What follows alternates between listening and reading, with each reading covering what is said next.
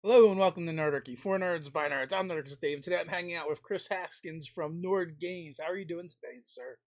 Doing pretty good. It's Friday. It is. I really can't complain. Although it's a little dreary outside, but I don't mind that. I gotta get some work done, so I can just stay inside all day, get all my emails and stuff. Like Does Friday really matter when you run your own business, though?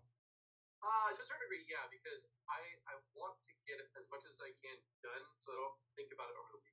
I think that that's the biggest thing. Even when you own your business, Friday is still one of those days that has significance. I think Fridays and Mondays have the most significance. Tuesdays, Wednesdays, and Thursdays are kind of a blur, Yeah, yeah. but Mondays and Fridays, it's sort of like Monday you come in and all the stuff is piled up over the weekend because I get hundreds of emails a day, and not all of them have to, not all of them are super important, but I usually just go through them, flag all the stuff that I have to get back to immediately, and then I work through that, on a daily basis. So based on how many flagged emails I have, I know how busy I am. I'm about 100 emails deep right now. Nice.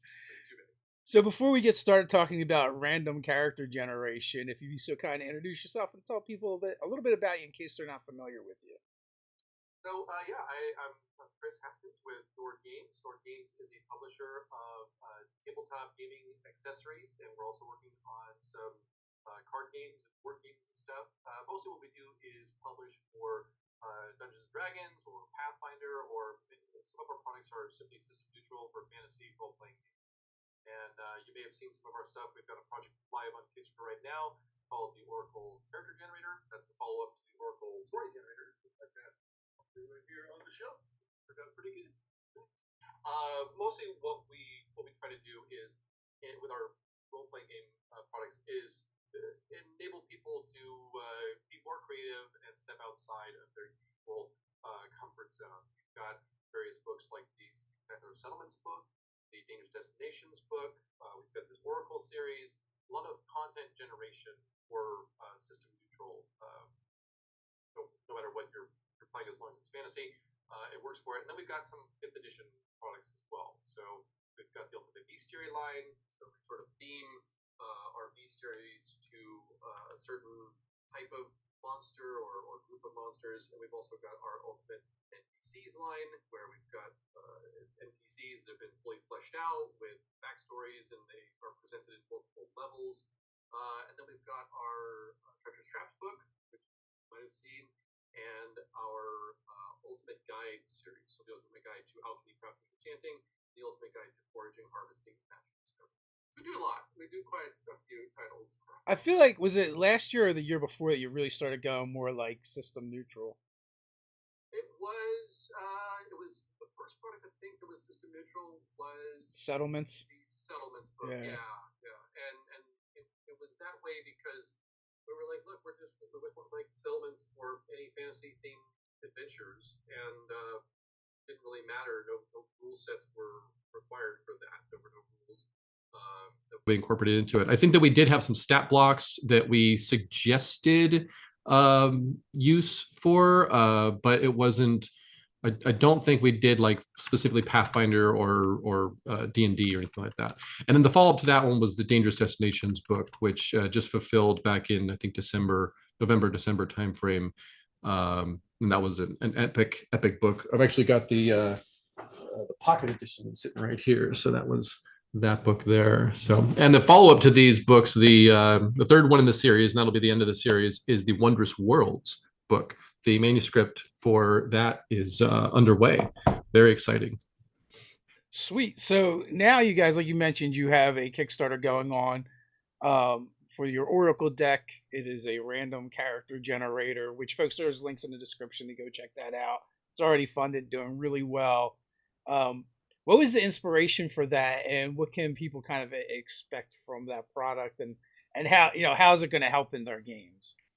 Well, it was built off of the core concept that we established with the Oracle Story Generator, and in this product, you start out by selecting a theme. So we've got 5 different themes available in here, and you can see the decks are all organized as such. This is what you get when you have a person designing who has a little bit of obsessive compulsive disorder. But I like to call it obsessive compulsive order because you keep things nice and organized, and a handy dandy expansion slot for future expansions. So the idea is you would pick a deck, and each one of these decks has 5 different card types in it, and those different card types are going to establish different aspects, in this case, of the story, but we applied that same methodology to character generation.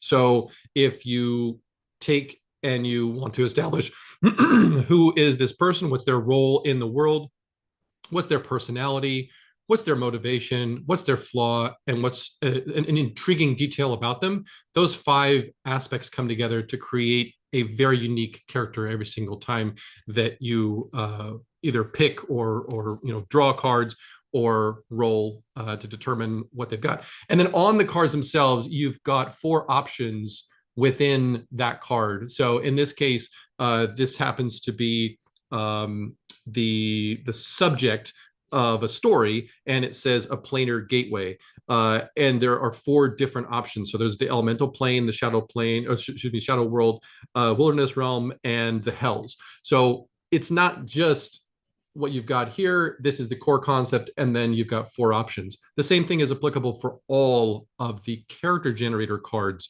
So you might have a character who personality is happy, but then you've got more detail about, like, well, what is it that makes them happy? You have a character that is, let's say, a druid, but then you've got 4 options for more specifically what type of druid, what's their focus. So you get more detail out of that, essentially making every card worth 4 cards. So you've got more options that way, more versatile. So yeah, So it that's the main gives goal. you the kind of like the quirkiness of random character generation without the dark side of random character generation. And I would say, because like, I mean, in the 80s, maybe even into the 90s, random character generation was a big part of a lot of RPGs, Mhm. which it could be fun, but at the same time, like, you might be in a campaign in a game with Superman, and you're Aqualad the pool boy, right? Like, So that's exactly why you start with the right deck. So yeah. let's just and we can create one real quick here on the fly. If we were to pick, okay, I need a leader of an area, for example. So I would just go right to the nobles and clergy deck, and I would start to draw if I've got the cards, or I would start to. I'm looking at the PDF right now on my other screen, and I would just go through and I go, okay, so who do I want? Do I want to pick somebody, or do I want to roll randomly? Well, I know that I want someone who's some sort of a ruler of an area, let's say. So I'm just going to go and click the one that says ruler. But what is the nature of their rule? So I've got 4 options. I've got tyrant, I've got elected, I've got religious, and I've got monarch. So I'm going to say elected because the people, came together to elect this ruler. Great, cool. So I've got more detail. Every one of these keywords has a little sentence or two along with it to give you more and more information. So this ruler was elected. Let's find out their personality. So let's see, trusting. That seems like a good one there. So this ruler is trusting person. More specifically, we've got sensitive, intimate, naive, or loyal. I'm going to say intimate. So seeking a closeness brought only through trust, this individual tries to create close-knit groups, trustworthy individuals. So, they're trying to bring in more and more goodwill into their life or the way that they rule their, let's just call it a realm. They're a ruler of a realm, like a jarl or something like that. Now we go into their motivation, and I'm going to do pride. So that one can be controversial, but I'm just going to go, pride. And there's pride in family, pride in nation, pride in locality, or pride in their superior or mentor. I'm going to say in nation. So they're really proud of what they rule over, and it's very, very important to them. That's what motivates them. And I'm going to say this person is a very good ruler. They're elected by the people. They're trying to build trust and goodwill within their realm, and they're very proud of what they have created. Now we're going to go into flaw. So there's a lot of different things here, and I'm going to go with gullible, because that plays nicely into trusting. Maybe they trust a little bit too much in some people. Just butter So them up about how great their nation is, and then they'll be exactly, putty in your exactly, hands. exactly. And I've got some options here. I've got naive, impressionable, trusting, which can be, a flaw if you are on the, gullible side of trusting, and then foolish. And I'm going to say impressionable, just like you suggested. If they are buttered up enough and given enough, adoration and stuff, they can be made to be manipulated and in some way.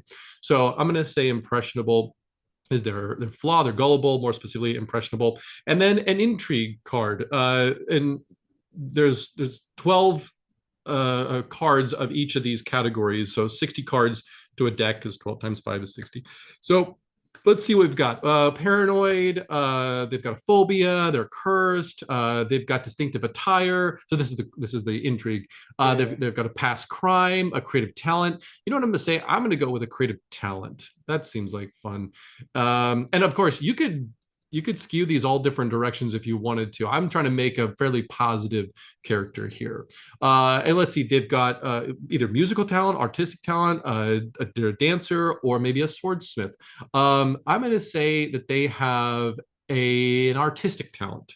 So I'm going to say that they do some sort of painting or something like that. So they're well known for their artistic abilities. So there you go. You've got that character fully fleshed out, and these are things also that you would discover over time, the more you got to know somebody. So you start out with their role, then you go to their personality, so basically how they act, then you find out later what their motivation is, then you find out their flaws, and then you can find out their, what's intriguing about them. One extra really fun detail here is you could mix and match the personality. So everything, let's say that you've got, heroes and champions deck, right? And you pick a role and a personality from that deck, but you pick a flaw and a motivation and flaw and intrigue from a different theme. So you could potentially be sort of, someone used to be a noble or clergy, and now they're a hero or champion. And you could sort of start to build out, what were they like and what are they like now? You could say, what are they like now and where do I want them to go? So chronologically, you're not stuck to this is how they always act because people don't change. Well, I think people change over time. So we've it enabled people to pick and choose from different decks if you want to. And really, it's all about inspiration. We're just trying to give people inspiration in their creative works. And if you're a role-playing game enthusiast, if you're a writer, if you make short stories, whatever you might be doing, this is the kind of product that can really elevate your character creation and give them motivation and make them feel more fleshed out and real. Yeah, that kind of stuff is, I find, a lot of fun to like randomly generate things and then try to figure out how to make it make sense. Yeah, and it works pretty smoothly most of the time. There are a few little ones where you go, well, that's an interesting combination, but you're right. There's a way that you can make that work, especially if you don't think of it in terms of this is how this person is right now as we see them. Right. There's this incredible conflict within them. That could work, but maybe it's more about something that happens to them or has happened to them or will happen to them that will change them in some way. So they're put in a situation where they need to go against what they would normally do, what their moral compass tells them to do. And that's what then develops the flaw that they have moving forward.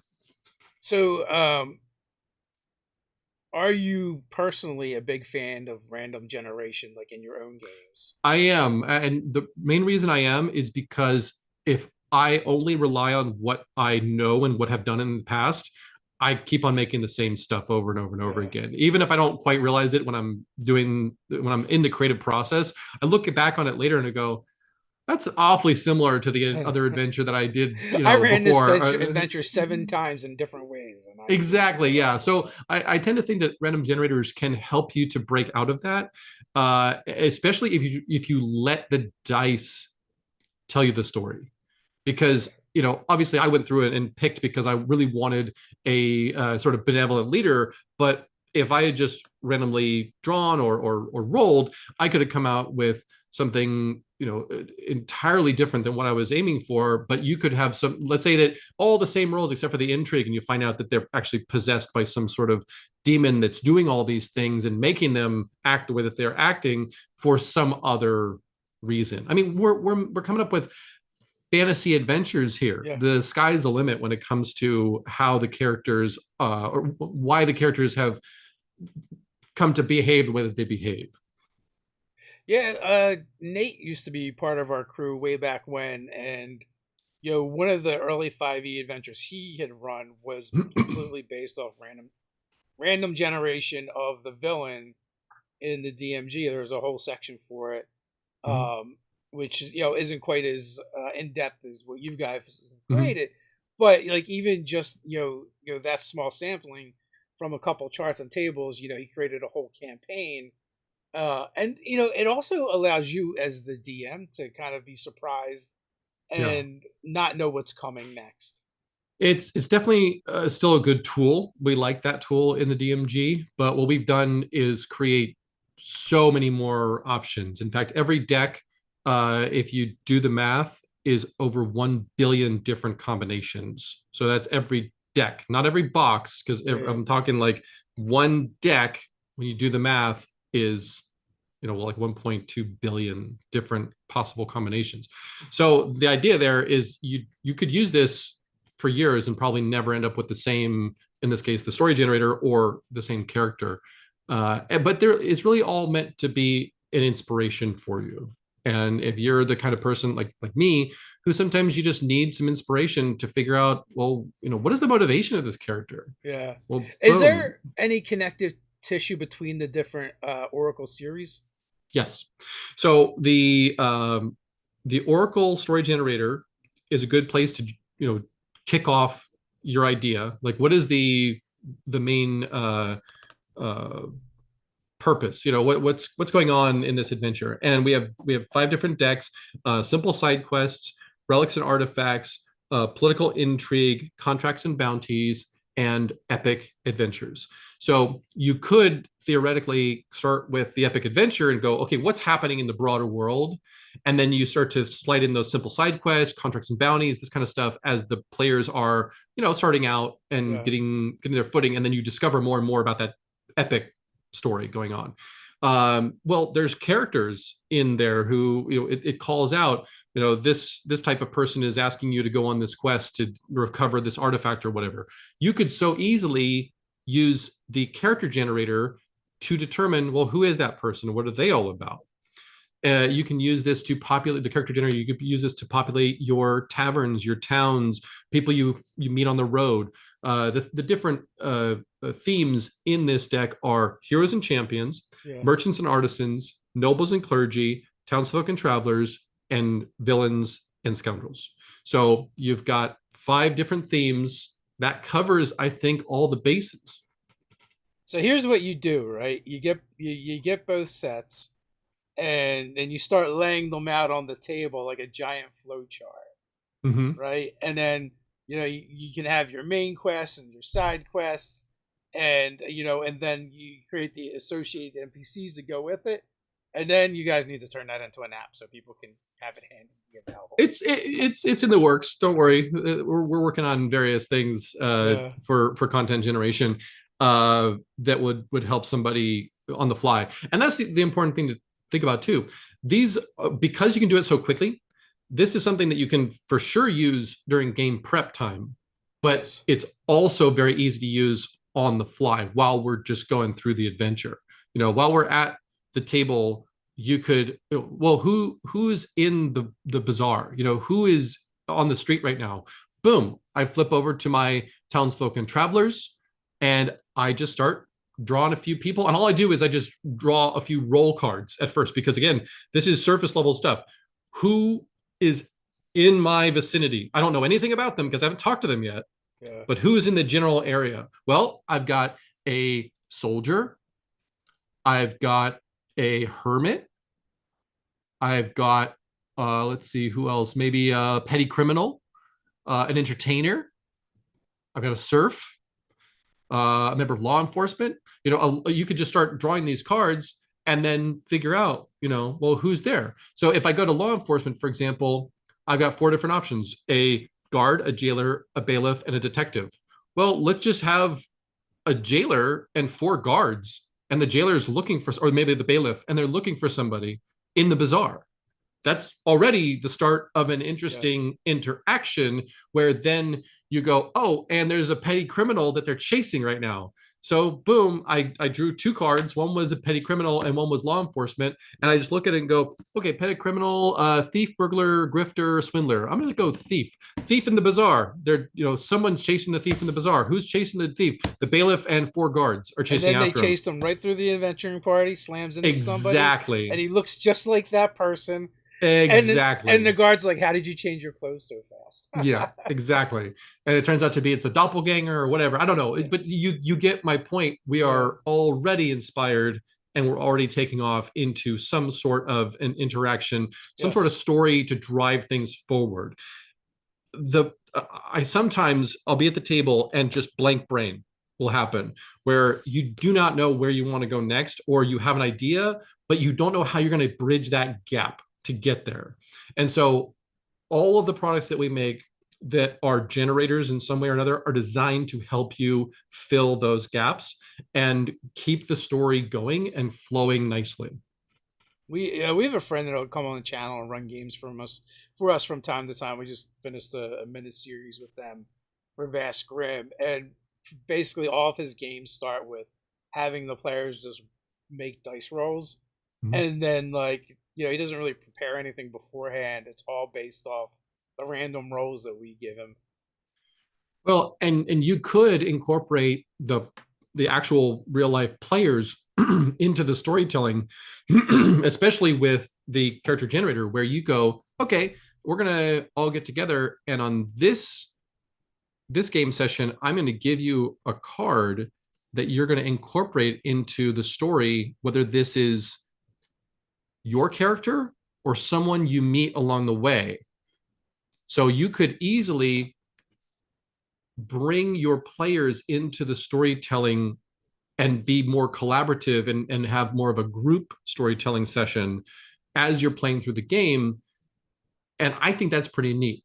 I always encourage my players, especially at conventions, I always say, look, your character sheets, because I usually make pre-generated characters, I go, your character sheets have a lot of information on them, but it's your character, and you can expand upon that if you so choose. And I love it when people, they go, oh, well, I've got proficiency in history. So when they're in the dungeon and it comes to reading the script on the wall or whatever, they go, well, I've got proficiency in history. Can I have some sort of, a check to see if I can read that and know the lore around it?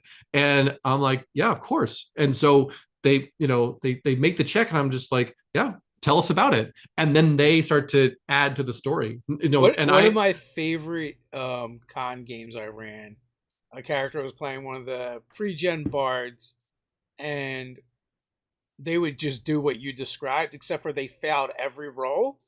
And then they would just make something up that was horribly wrong. Yep. That's perfectly acceptable.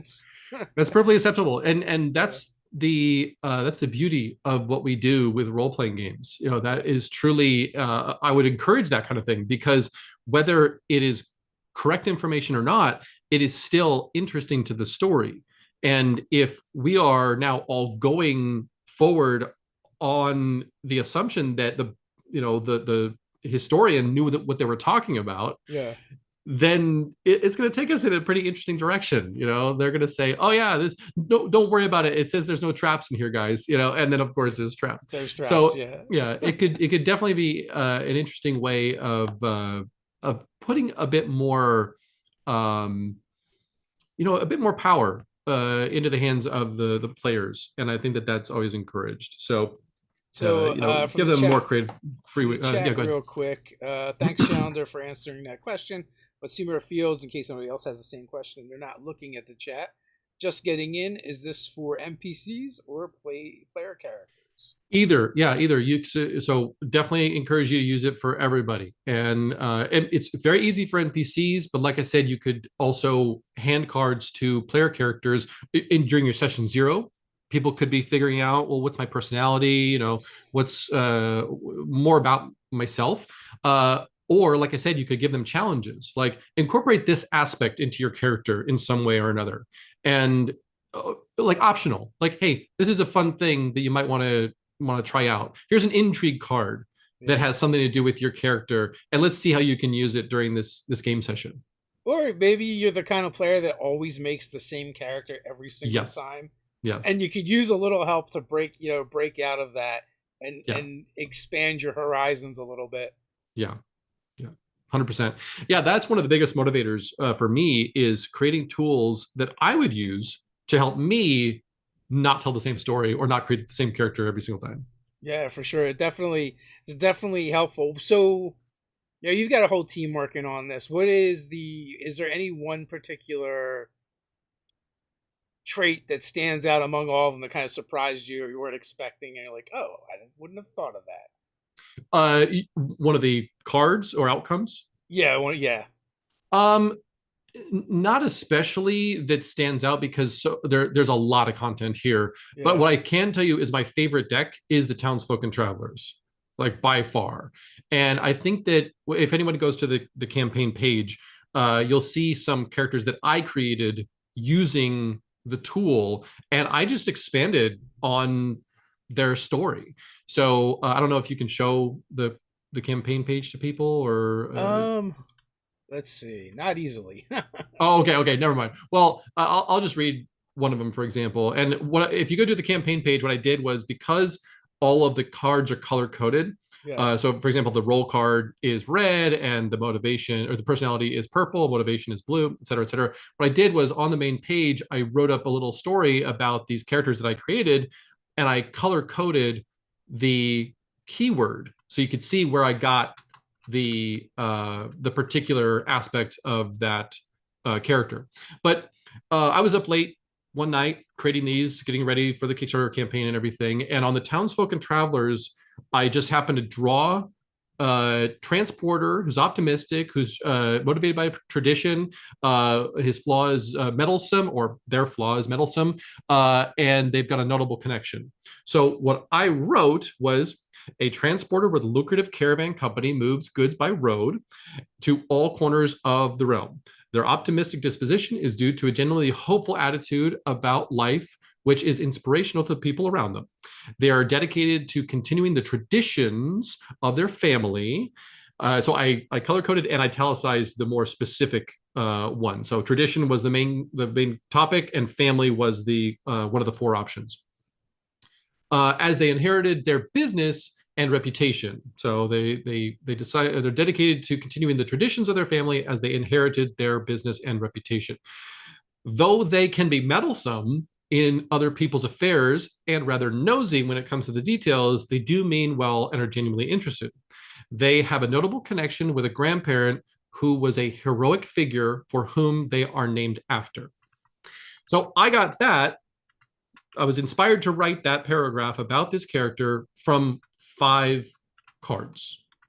And I think that's a pretty powerful tool personally, because that's something that I wouldn't have created on my own necessarily. I mean, what do they say? You put enough monkeys in a room with typewriters and they'll Yeah. they'll create Shakespeare. But the reality is I'm only so creative on my own, and I oftentimes end up just creating the same tropes or similar tropes over and over and over again, or I find that I've kind of taken them from other inspiration. And this kind of tool really helps you to break away from that.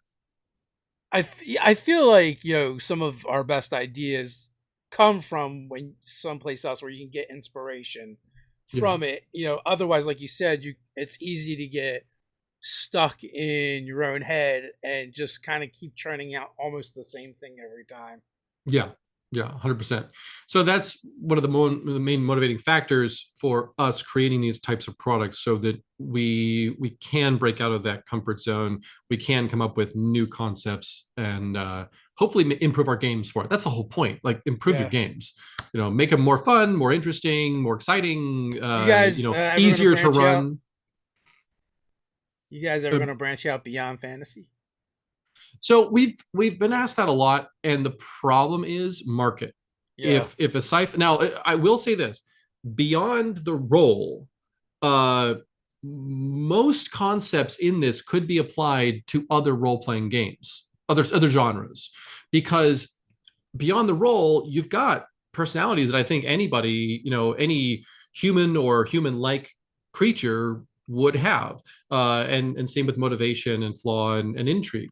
So intrigue might be a little weird because there's like, demonic possession and stuff like that. But that's still, I mean, sci-fi, we've got sci-fi examples of weird stuff like that. But I think these products are sort of assuming that there's magic. And of course, Star Wars has magic in it. So, there is opportunity to use this in a non-fantasy world. You just have to understand that you might need to be a little flexible with interpreting the role of the person. So if the role, I think nobles and clergy is probably one of the easiest to translate, because we've got things like diplomats, advisors, priests, scholars, emissaries, knights, et cetera, et cetera. Those can be very easily translated to sci-fi. But a hero where we've got literally the barbarian, bard, cleric, druid, fighter, all of the typical fantasy themed Tropes. classes. Yeah. Yeah. I don't know if that's very easily translated. I mean, you could theoretically. So if you've got, space marines are probably a fighter, for example. If you've got some sort of psionic character, that's probably some sort of a wizard or magic user type character. So but that's probably the most difficult thing to translate, whereas everything else, personality, motivation, flaw, and intrigue, pretty easy to translate across genres. So, have you been able to get any actual playtime in? I know you're pretty busy. Well, so finally, I'm going to be going back to conventions, Yeah. but I have not really had a chance to play in a very long time, and I do look forward to it. I have been dabbling with Alchemy RPG to get back into just prepping games and coming up with stories. I have a convention game that I have been writing, and I'm very excited about it. I hope to tighten it up, get it to about 3 hours. Convention games, you don't really want to run too long, otherwise, it can be problematic. And also, you'll end up in a hotel room finishing the game. Yeah, that's one of the biggest factors is I don't want to. Oftentimes they give you like a 3 hour window, and I just Yeah. don't want to create an adventure that puts us past our time where people are standing waiting, for the table and that kind of stuff. I just want to be courteous, but also, how do you tighten up something that we all know role playing games? It takes a long time sometimes to sort things out, resolve things. So I'm more focusing on like a story driven game than a combat game, but there will be combat in it a little bit, but it will be important. And yeah, I'm working on it right now. It's been a lot of fun to come up with the ideas and stuff, and I'm actually using these tools as inspiration to figure out all the different characters you meet along the way, in the adventure, and also coming up with things like what are the pre-gens going to be like, what is their connection going to be to the story, and what are their personalities and stuff going to be like. So that's been fun. That's been very I fun. think I know the answer to this, but when's the next convention you plan on running games at? Well, the Gamma convention is the next convention, as far as I know, that we're going to. That's more of a trade convention, and we Yeah. usually do get a chance to play with retailers and stuff. So I probably won't run a full game there. It'll be more like examples, to Yeah. show the Yeah. retailers, because they don't have that much time to deal with, every single booth, or even at game night. There's not that much time. So I think that it's probably going to be maybe KublaCon, or I mean, definitely GameholeCon. That's what I was thinking. And Because for some reason I was thinking the Gamma shows in the summertime. Gamma is in April this year, end of Okay. April. So yeah, Gamma is end of April, and the nice thing for us is we Did can they drive move it, to or it. I'm just completely wrong? It's still in Reno. It's still in Reno. Yeah. So, but it's gonna be, as far as I know, this is last year in Reno, And if there are any store owners watching, yeah, it kind of bounces around. If you've never been there, it's a great show. There's usually many, many hundreds of game store owners, and you get to actually meet publishers and distributors, in real life, which is a lot of fun, and see new stuff and just establish relationships and stuff, which is great. And then they're probably moving it to the East Coast in future years. So this is kind of our last opportunity, for this window Yeah. to just drive to it, because it's about 6 hours away from us in Reno. Well, that makes it So easier for some of us. yeah, While well, that's the making thing it, is, to be fair, yeah, bounce it, go, to different coasts and stuff. But the problem is you kind of have to lock yourself in with a certain yeah, venue for a certain amount of time to get the best rates and all that stuff. So I think they did like a 5-year deal or something like that with the Pepper Mill in Reno.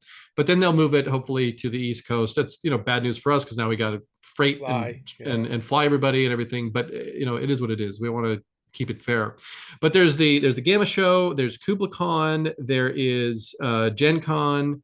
I'm planning on going to Gen Con and hanging out with the folks at Alchemy RPG. They'll have a booth there. Definitely come by and check that out. Super cool platform.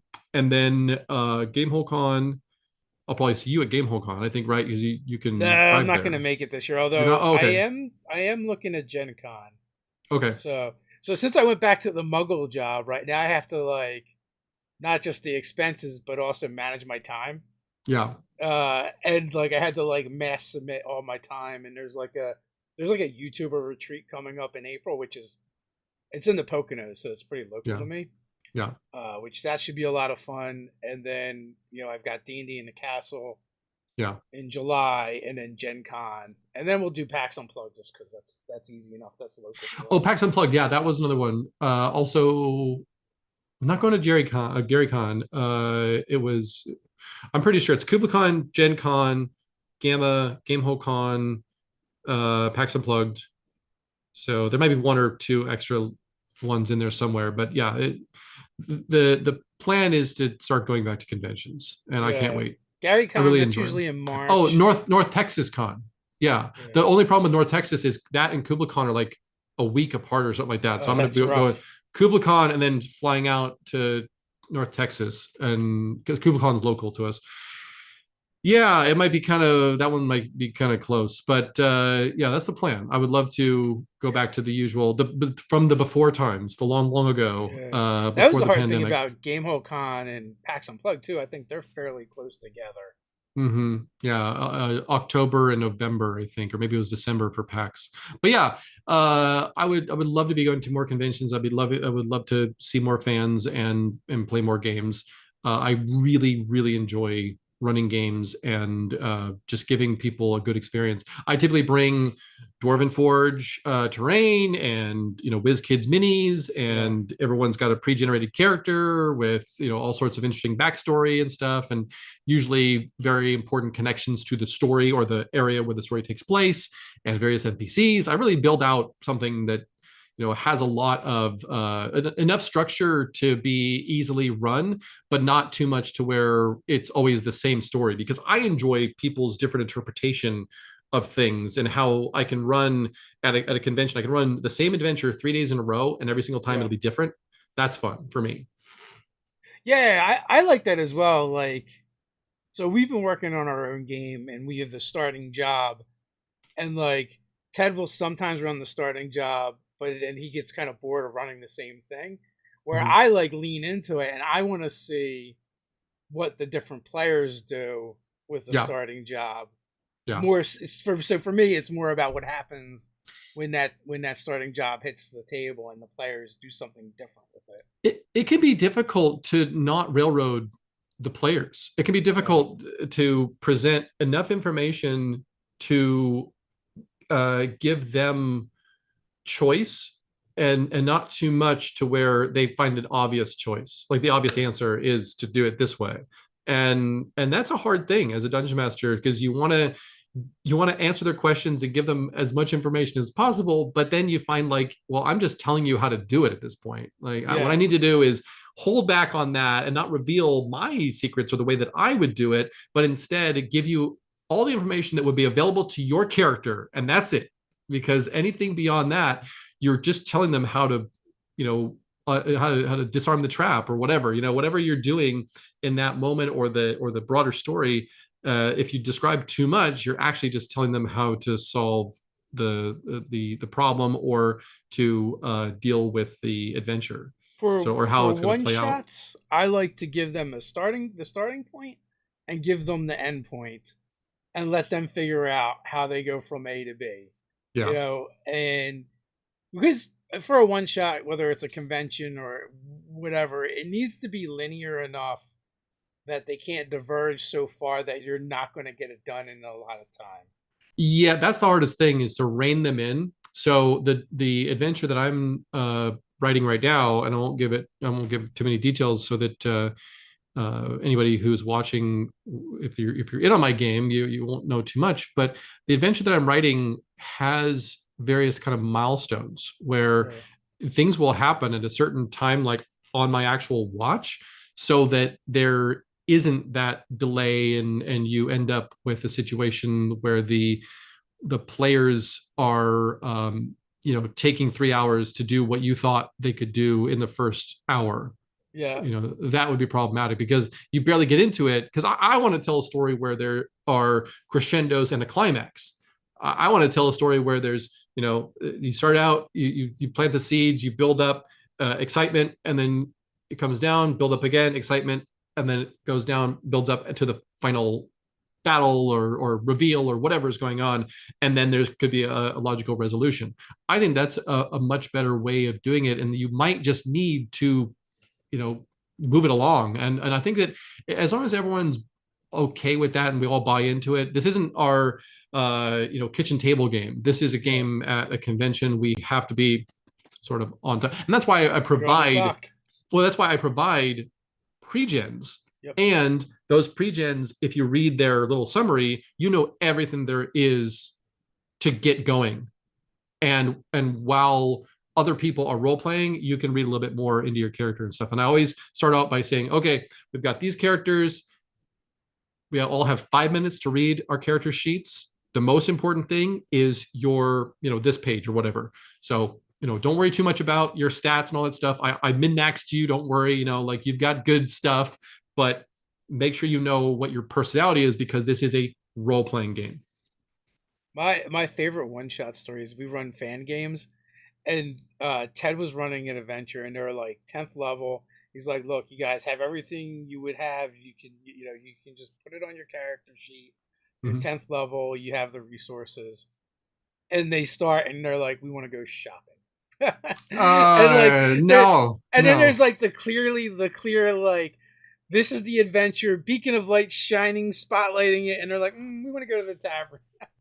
On your way to the bazaar, this Yeah, thing happens. yeah, Like, yeah, sometimes you have to derail that, and other times, like, I often start my games at a convention with just explaining, hey, we're all here to have a good time, and we're all going to be respectful of each other, and we're all going to be respectful of the fact that we only have this much time. yeah. So let's have a good time, and we're not going to waste time, and It's and not a we're all going to campaign, right? In a campaign, you can it's do a stuff like that, and it yeah, doesn't it's not a matter. campaign. Yeah, we're not in a campaign. We're in a one shot, and we're all going to buy into that. And the only time that we've ever had any problems was like some of the younger people who didn't quite understand that, and they did Yeah, want to immediately go and shop and stuff. Some of the older folks sort of gently, bring them back over. yeah. So yeah, and that's just, it comes with more and more experience sometimes. But yeah, my main goal when I do convention games is to give my players an experience, and I typically go anywhere from 5 to 7 players, and Add, sometimes people die. That yeah, that happens. happens. Adding kids to your game is just like a shot of pure chaos into it. It can definitely be chaos, but if you've got some chaperones, like Yeah, some older siblings or cousins or uncles or whatever to be there, or even parents to be there, it can be quite fine. I had a game. It was at DundraCon back in 2019, I think it was, and there were quite a few teenagers. And yeah. one of them was autistic, or is autistic, and his mom was there in the room, playing. I think she might have been playing, or maybe just supervising. And she told me, in advance that he was just need to be gentle with them. And I've got experience with autistic kids and stuff like that, so I was like, no problem at all. We'll have a fun time. And it was so fun because his character ended up saving the day. Yeah. Like in with, I think it was like 3 critical hits in a row was what happened.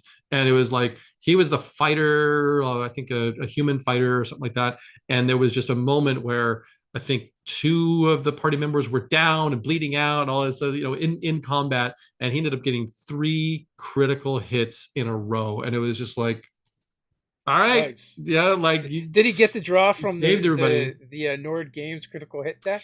Yeah, so we had critical hit decks going on. We had critical fails. We had all Yeah. kinds of good stuff going on. And so, we really it was fun and engaging, and it was great to really put him and his character on a pedestal. And it was just, that's the way the dice go sometimes. And there was no black magic, buffoonery. It was all Yeah. open rolling, and he ended up just saving the day for everybody. So, and that was really special. And his mom told me that he wouldn't stop talking about that adventure, and he Oh. just had so much fun. And I was like, amazing. And if memory serves, we happened to be in the tunnel network of the Dwarven Forge set, the Kree Yeah. colony. So I had the whole Kree colony all on the table, and I had it covered up with like napkins or towels or something like that, like Yeah. cloth napkins. And as we went through more and more of it, I revealed more and more of it, so it stayed as a mystery for everybody. But in that moment where everyone's getting poisoned and downed and dragged in tunnels and everything, he just, it was his moment to shine, and it was amazing. So, and I still remember that, and I'll remember it probably for the rest of my life. I feel like the closer you get to like the tween age, give or take a year or two, uh, the worse they are. They're just like so bad. Like they want to murder, they want to steal, they want to test every boundary you could possibly present. But they also, I think they tend to look up to us. Yeah. And so if we set a good example, then they tend to get, they tend to behave, do the right thing. Sometimes uh I've seen the adults get sucked right into the madness. that's true. But yeah, when it goes murder hobo-ish, uh, that can be problematic. But yeah, but overall, we play these games for enjoyment. We play these games because we want to be creative, and we want to connect with people, and we want to have a shared experience. So, I think as long as everyone's buying into that, and we all, at the start, like I say, I always get a little speech together, and talk about being respectful of each other and inclusive and stuff, but also hit on that aspect of we're gonna have an adventure together, and we don't want to end up spending too much time with the minutia. Let's focus on the adventure at hand, because we only have a little bit of time together. So now other games where we're on a campaign and we can come back next week and stuff like that, go nuts, whatever you guys want to do. They'll get bored eventually of chopping, yeah, yeah. but that's the fun part. Like I went and got a dragon's hoard. Why go and do that if I'm not going to spend that money on something? So but that can be a lot of fun for people. And yeah, and it's especially fun when you find out, oh, this magic item that you want so bad, the merchant doesn't have it, but they know where you can get it, and that leads to another quest. And that's where our relics and artifacts uh, story generator is quite handy. Shameless plug. Shameless plug. So, but that's where you would Links in the establish, description. there you go. But that's where you would establish, what object needs to be recovered, who needs you to recover it, what's where is it located, these kinds of things. So, yeah, that can We be a got lot like of a whole fun. 10 minutes left, so let's open this can of worms real quick. In light of everything that's happened, I will knew we were going Nord to talk Games be about. creating their own RPG? No, I knew we were going to talk about the OGL. You and I had mentioned it last week, but so this is Nord Games' stance on the OGL debacle. Um, and I posted the updates in the middle of the poop storm. Yeah. But and I posted those to our foraging guide Kickstarter campaign, and I think our Elements of Inspiration, because that included Elements of Inspiration is system neutral, but we Mhm. included box sets that are fifth edition. And I said specifically, Nord Games has not violated the 1.0A, and we will continue to publish under the 1.0A. That was before WotC decided to give up on Yeah. their pursuit of deauthorizing it, and before all this rumblings with the Orc license and the Black Flag and DM Dave and what he's working on. And what I've been an advocate for is everyone uniting to come up with one system that we can all, as third party publishers, rely on without worrying about WotC, someday coming back. Yeah. The Lich is reanimated from its phylactery and comes back and tries to attack the 1.0A again.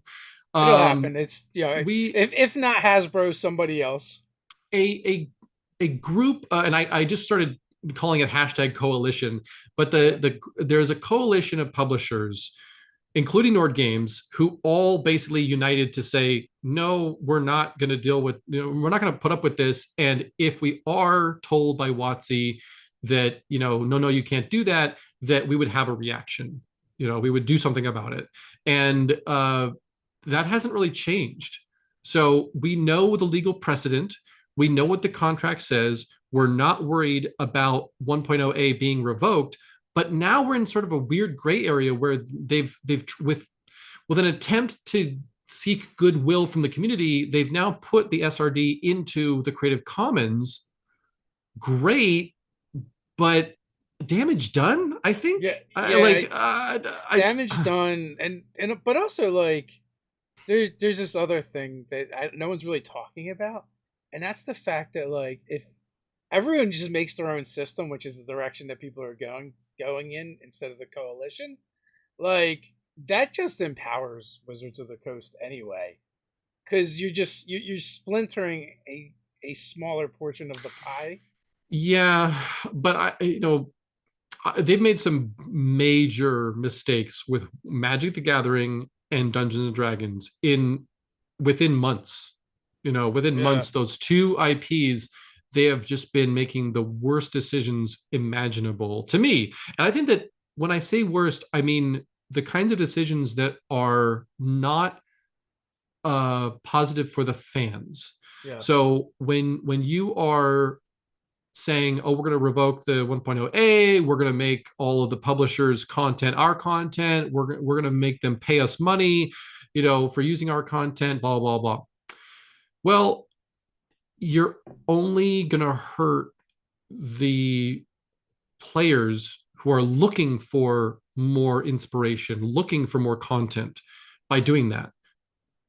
So and same thing with Magic. They're making decisions with Magic the Gathering that are not good for the players, and this has to do with financially and stuff like that, but also just making an awful lot of cards that are kind of breaking the game. Yeah. And so I don't understand really what's going on there. It seems like they're for the OGL situation. Let's say they have lost more in current and future revenue, in my opinion, current and future revenue than they ever stood to make from leeching off of us.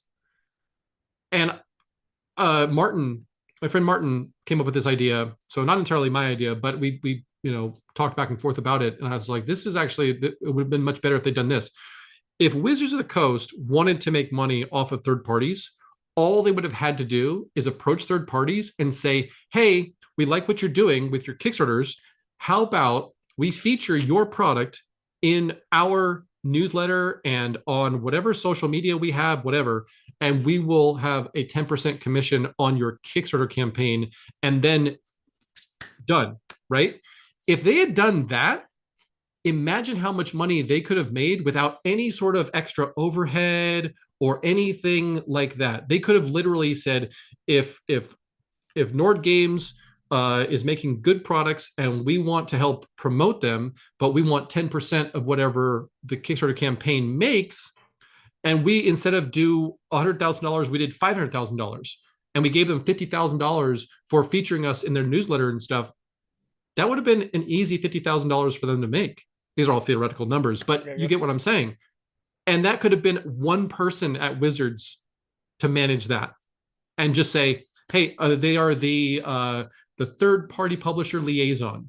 And part of their job is to seek out third party publishers that are doing good work and are building a presence on Kickstarter, if that's their preferred crowdfunding platform, or wherever they're crowdfunding. They could say, look, we're going to help you promote because we like the stuff that you're making, and we would like a commission on that. As a creator, I would say, yeah, I will totally do that. But instead, they went the other route and ended up losing how many, 40,000 subscribers on D&D Beyond? Like, what are you thinking? It Did just, a number actually leak from there? I think it came out to like 40,000. But these are all, Yeah. who knows what's correct and what's not. I don't think we'll ever actually know the final number, but it's been a lot. It's been enough for them to back off completely on the OGL 1.0A. So They that's actually have given more ground too on the IP side because of things that were slipped into the Creative Commons that but weren't there before. yeah, but you're talking about beholders and stuff like that. But Yeah. here's the question: if we were to actually make artwork Yeah. featuring a floating orb with a big eye in the center and eye stalks and stuff like that, we'd probably get sued. They would probably sue us. We could reference a beholder, Yeah. but we probably still can't make artwork of a beholder. But who knows? And that's again where you try it and you get sued, and then you let Yeah. the courts decide, if that's okay or not. Um, it may have so I have seen people make a beholder that had like tentacles that it walked around on. So I've like, seen a lot of yeah, variations on beholders that yeah, people seem to have gotten away with. And I yeah, think as long as you don't duplicate their art, like there was a Terras Kickstarter way back when, and they literally just sculpted the image from the monster manual, and it got yeah, shut down super fast because yes, yeah, it should have. Like that's yeah, literally their image. yeah. And so things like that, if you're gonna make your own interpretation of it, you're probably fine. And you can have, maybe you call it a, you know, um, an ethereal beholder or something like that, right? And Right. it's got similar features, but it's non-corporeal. It's got it's all wispy and ghost like or whatever. Maybe, but I tend to think that stay away, if I can give anyone any advice, because I made a beholder for one of our products, and I reached out to them and said, hey, just FYI, I wanted to show you this. Here's the artwork that I was going to use for this product. And they were like, oh, no, you can't use that. And I was like, okay, fair enough, no worries. And I just Yeah. replaced it with a lich. No big deal. So my experience dealing directly with them was, don't make it look like a beholder from the monster manual. If you are going to use the word beholder, change it up a little bit. Give it tentacles, give it some other feature. Now there have been examples like in Big Trouble in Little China, right? Yeah. That was a movie from the 80s. There's a freaking beholder in that movie. You does But UFH have one too? There's a couple of UFH, them. but Futurama does. but is it does it match closely enough with the monster that we find on the monster manual, or in the stat block? you know does it match close enough with that to where you could show a judge and the judge would say, yeah, this is Mhm. obviously ripped off? Or is it derivative? Is it Mhm. inspired by? I don't know. It's a gray area. So yeah, the OGL, that content that ended up getting slipped in there, I know that people were like, ooh, we can use this stuff now, and Strahd and all this other stuff. I'm like,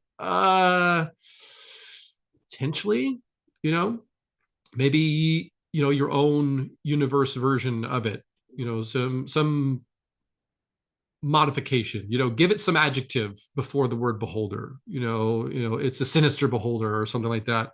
And therefore it's a little bit different.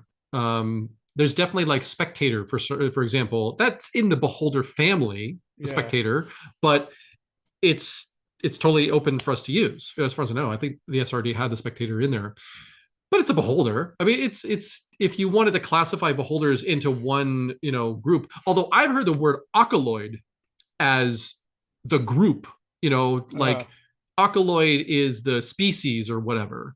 So all creatures that look like beholders are ocoloids, and you could very easily make something like, the burned ocoloid or whatever, and it's like a beholder that has, burnt skin all over it and stuff. I don't know if anyone knows about beholders, but they're pretty gnarly. Mr. Rex did a video on them, description or the video in description or whatever. If you can find the Mr. Rex video about beholders, he goes into a lot of detail, and the I don't think lore it'll be behind hard to them. find one of Mr. X's Beholder videos. If you No, search no, Beholder, his video will probably come up. probably.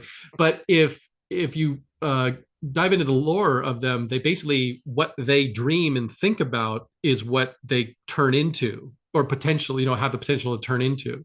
So they're a strange creature. I mean, they're a weird one, but I think that their uniqueness is why Wizards doesn't want to, really open that up. But if in fact the slip was a mistake, like that slipped into the SRD is a mistake, Yeah. it's a pretty big mistake if they're actually trying to still protect the beholder and the whole concept I of have my beholder. own theory on why some of those things were slipped in there. Why?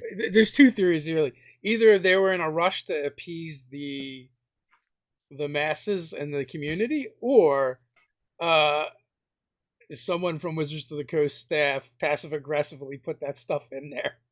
The 100% could have been either one of those. And a third Yeah. third option would be they're challenging somebody to go ahead and use it, and then we'll sue the crap out of you. Uh, That kind of thing. Like, you can mention it, but you can't draw a picture of it. So that, again, all this stuff would be decided in court. But as far as like the core OGL 1.0a issue, I'm still on the same of the same opinion that we're going to continue to publish our stuff under 1.0a, and we have done nothing wrong. We have not violated the terms of that agreement, and unless a better license comes out from another party. But again, like you mentioned, it's only splitting the yeah. the publishers, and that's what really concerns me. I really wish that Paizo, Cobalt, DM Dave would all just come together and solidify one that we could all move forward with, because if there's a bunch of different ones and we're all using different wording and stuff like that for describing stuff, I It don't won't know. even benefit the companies really that much. Like, I mean, some of them, like you're gonna have your winners and losers, but also if they just make like 5e clones, like who wants to do that, right? We Like, can still, that's the thing, is the public needs to be educated on this and know we can still publish fifth edition content. yeah. Even if they were to try to try to deauthorize, it still doesn't matter. We could still publish 5e content, because when you open up an open gaming license, you can't just close it. You have to prove that the publisher violated the terms of the agreement before you can shut them down. And that, but I think they're relying on being able to bully people. But there's enough big companies in the space now that would fight them on it. And also, like, it's also an industry full of hobbyists that we got a bunch of lawyers in there. I'm I sure was gonna say, someone would take that case on just because they didn't like it. oh yeah, Right? we had people lining up to take that case on, and we Yeah. said, okay, we need to know that we're on good legal ground, and we found the case law around it, so everything was fine. Like, we knew we were solid to move forward Yeah. without, like, we just ignore anything that WotC had to say about it. But the This best meme I fight, saw, good, I was just gonna say real quick, this fight has been fought out in the software arena, yeah, yeah, right? Over open licenses. yeah. Many Well, companies have tried to revoke it and they've all failed. and this is, a little bit different than software, but the fact remains that when they originally created it, it was created to be perpetual and only revocable if somebody violated the terms of the license. But the best meme I saw in the whole thing was, how, like, where did WotC think this was going to go when you're trying to force this upon actual rules lawyers, like Yeah, actual yeah. people who spend hours and hours reading every aspect of the wording of a spell Cause, or cause a it's not trap or Watsies, whatever. it's Hasbro, right? Like, Well, so like I heard they had a rep at an event that I'm not gonna mention the event, but it's a pretty big deal. Um, and from Hasbro, so one of my friends that was running games at said event was like, "Would you like to play Dungeons and Dragons?" Or like, "Oh no, I don't think I can do that," or okay. something. And it was like Yeah. weird, like what? Or like I They can't don't do play that their here. game. Yeah. Why would They you don't like? play their This is the game. place where you would do it. Yeah. I think that the problem that they've got is Hasbro doesn't understand the or when I say Hasbro, I mean like the executives at Hasbro Yeah, don't understand what D&D is because either they've never played it or they don't have a good opinion about it. yeah. And whether that's, they might have a negative opinion about it, or the fans, or they might just not be educated enough of what it is to be able to make good decisions about it. So I don't think that Hasbro and Wizards are a good steward of the IP personally. And I tweeted about that, basically saying you guys don't deserve to be, you know, in charge of Magic and D&D if this is the way you're going to behave. So number one is always the fans, the customers. You always do right by them. Everything else, like, you maintain good content, then, if you have one rule, it is do right by the fans. And that encompasses everything that comes after it, which is, you know, price your stuff correctly. Make sure that you hold up your end of the deal by putting out good content. Like, make sure that you are inclusive. All these things. If all you do is have one rule, it is do right by the fans.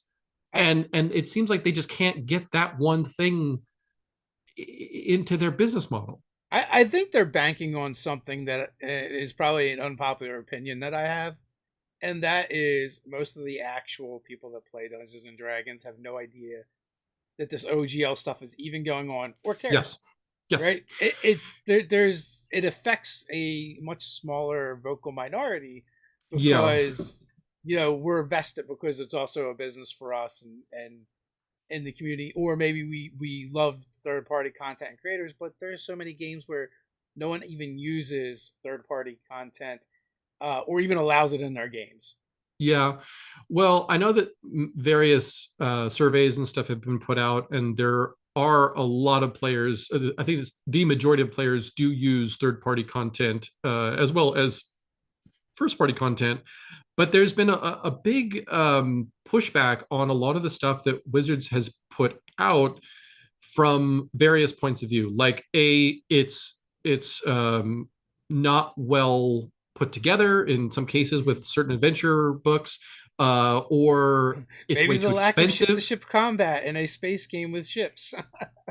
I won't mention anything specifically, but there's sort of like weird oversights, or almost like they're wanting to put out more content than they have the bandwidth to actually put out.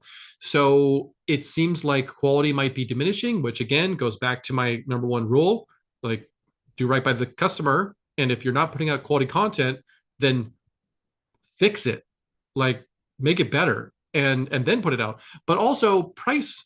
We had the Sword Coast Adventurers guide, and I remember being at my local game store running games when that was first published, and people would pick it up, look at it, and go, like, $45 or whatever the price point was. It was just like, well, that's way too expensive for a 125 or 150 page book, whatever it was. And I was like, yeah, I agree with you. I think that, and I have it. I have it because I was actually, when I was a resident dungeon master, I was paid in store credit, and I ended up getting quite a lot of stuff that way. But the Sword Coast Adventures guide right here, it was $40. I've got the price tag still on here. It was $40 MSRP, and it is It's a a skinny book. total. It's a skinny book. It's 160 pages. I'm into the index right now. It's about 160 pages. And other problems is bookbinding. Wizards does not seem to care that some of these books are literally disintegrating, or on certain of these books, I ordered three. I finally got a good copy on the third try. I forget which one it was. It might have been Yawning Portal, but I forget.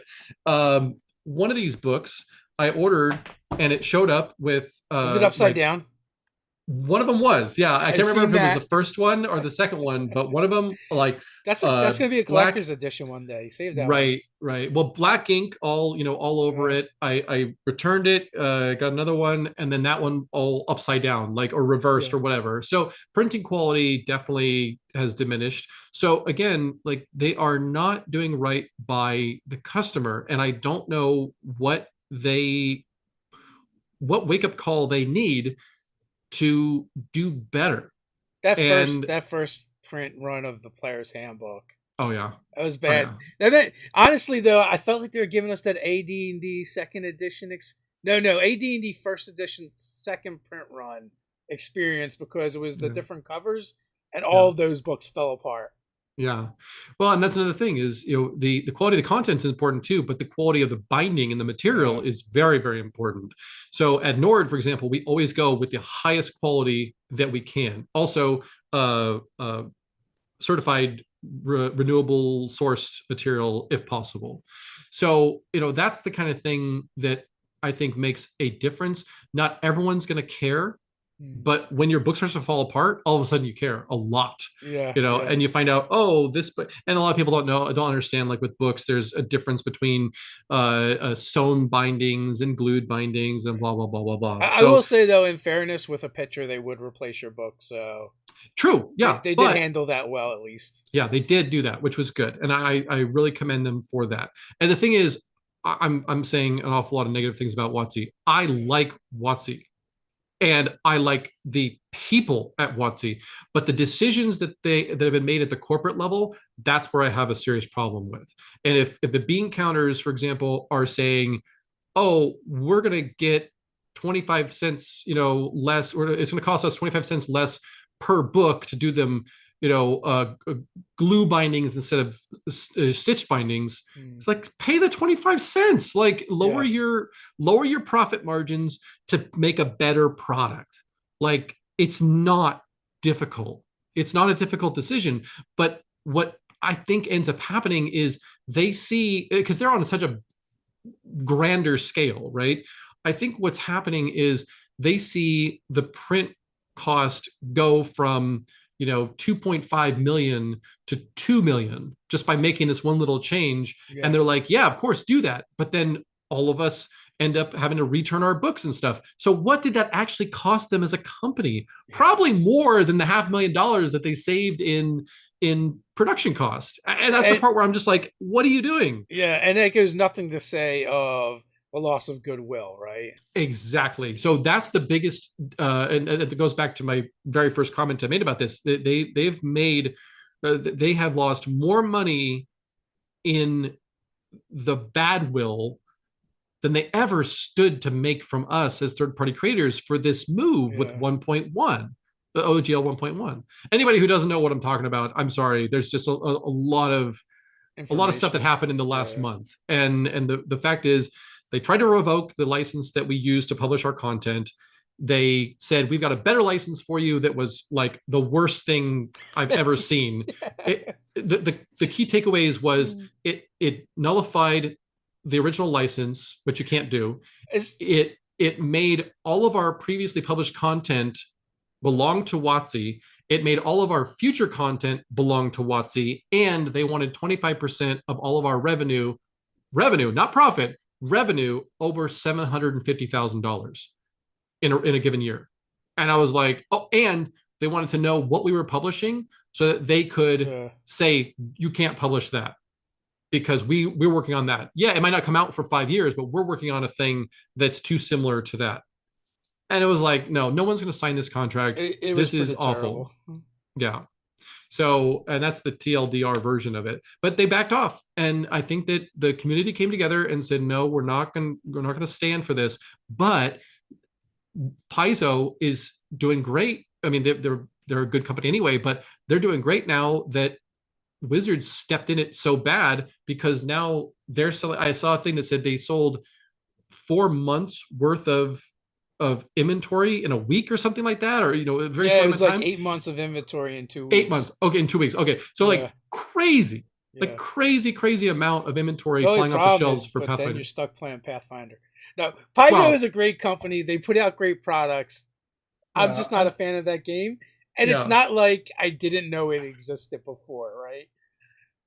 So there's I, two hashtags that were going around that I don't think should have ever been side by side, and that was Open D and D Be Gone, because you can't do both, right? Like, like if the company capitulates and does the thing you want them to do, and that was the goal, then you should yeah, continue to support them. Otherwise, yeah, the next times they do something you don't like, they're not going to capitulate because there's no reason to. You've proven that, you know, if you just punish them for it sucks that they did the bad thing to begin with. yeah. And, Well, and I think, you should support them for products that you want and care about, not just yeah. because. You have a good point. I will definitely give you that. You have a good point, and I agree with you that if WotC backing off, uh, shouldn't that mean all those people who canceled their accounts go back to D&D Beyond? But people, I know, and gamers especially, are very fickle, and they will hold a grudge. Yeah. So if you attack the thing that they love, and there's that sort of let's all get our pitchforks and rabble mentality, that's hard to then come off of and say, all right, everything's fine, everybody, go ahead and re-up your accounts and stuff. It's damage done. It's going to take a long time for them to But then in that regain the case, you goodwill. never wanted Open D&D, right? You wanted it Well, before, but you don't want it. You didn't want it when the hashtag started. If you want D&D to just be gone, yeah. I feel like you got to pick one or the other. Oh, no. I think what they were saying, D&D Be Gone was Yeah, the rally to cancel your D&D Beyond accounts.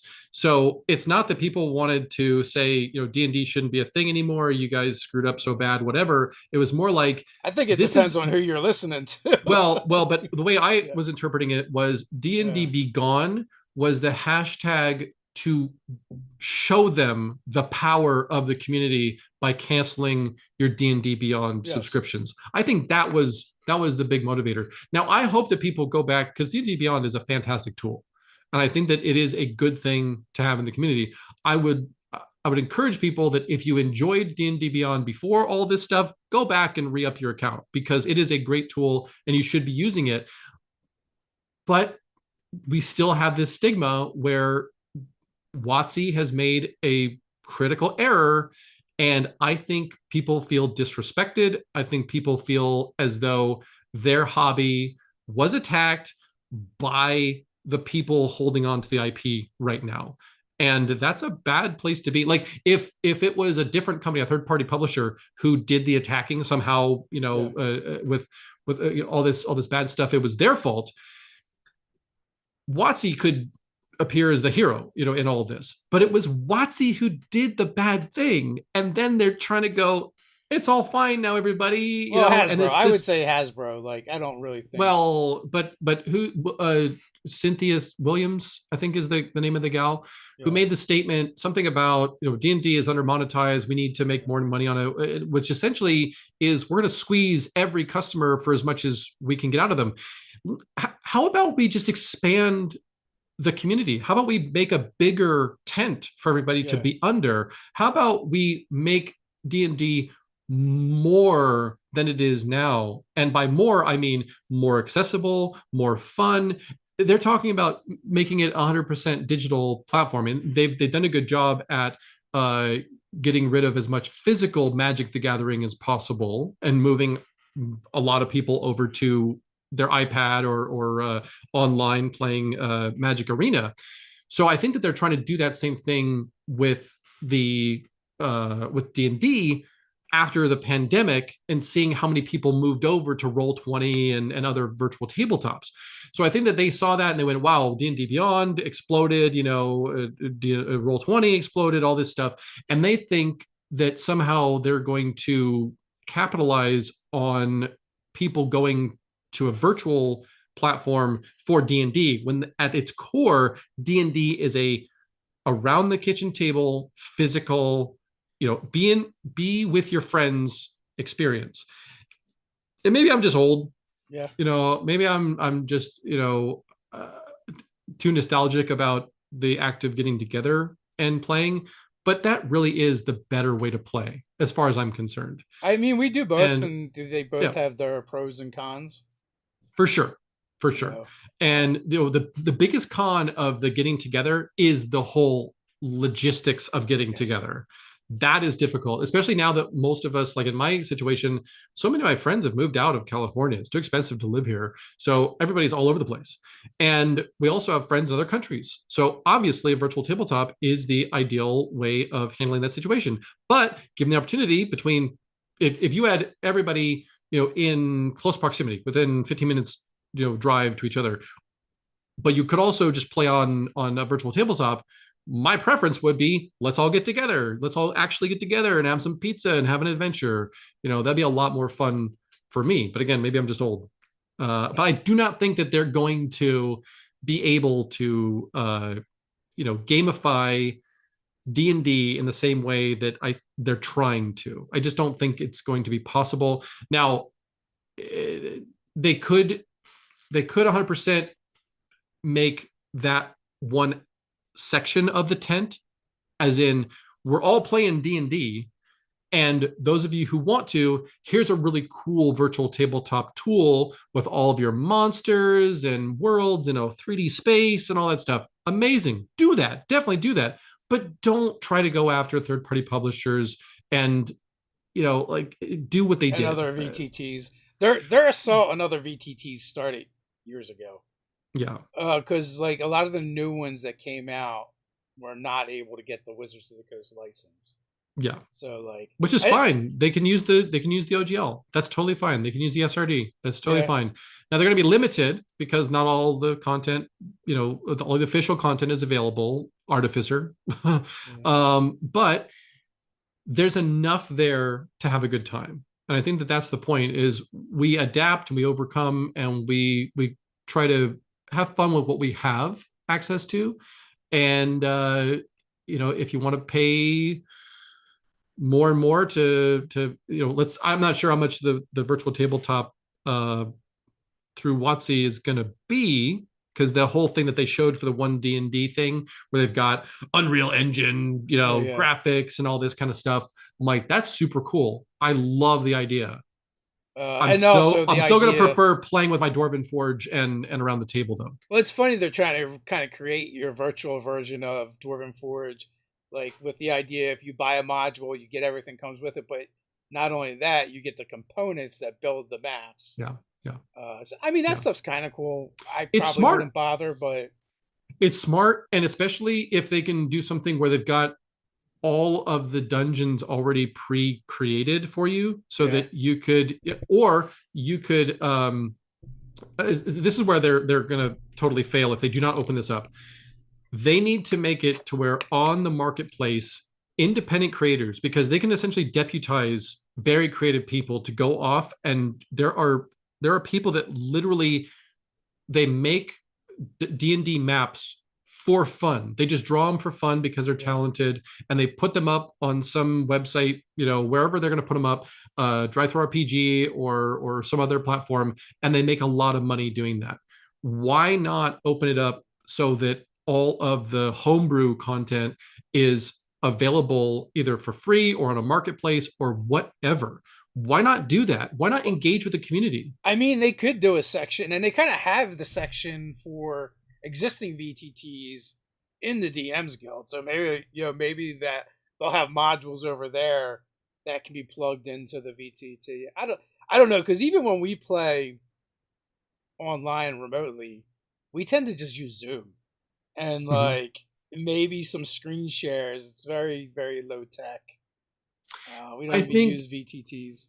I think it's up to individual groups, and the most difficult part is going to be creating a platform that is easy for the dungeon master to create within.